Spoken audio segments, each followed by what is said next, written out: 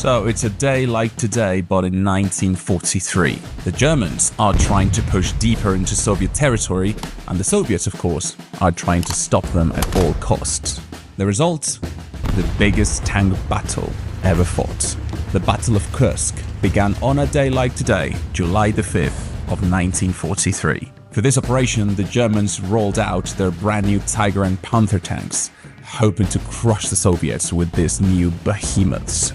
But luckily for the Soviets, they very quickly found a weakness in these super tanks. And the weakness was that they found out their side armor was quite weak and could be taken out from up close.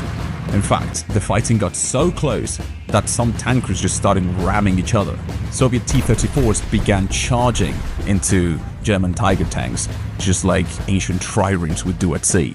And part of the reason they could do that is because the Soviets knew they could more easily replace their losses, whereas the Germans could not so easily replace theirs. The opening day of the Battle of Kursk was also the deadliest day in the history of aerial warfare.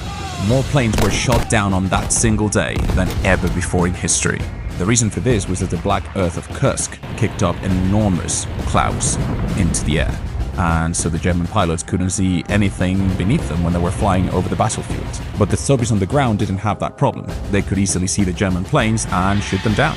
Also on the ground, the Soviets had dug in so deep in their defenses with thousands of mines and hidden artillery that the German tanks couldn't even get to the front lines before they were blown up. At the end of the battle, the Germans had lost so many men and so many tanks that they just couldn't recover.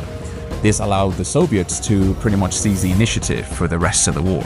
So from now on, remember that on a day like today, but in 1943, in the Russian steppes, more than 6,000 tanks began an epic clash that would go on for 49 days and in the end would turn the tide of World War II.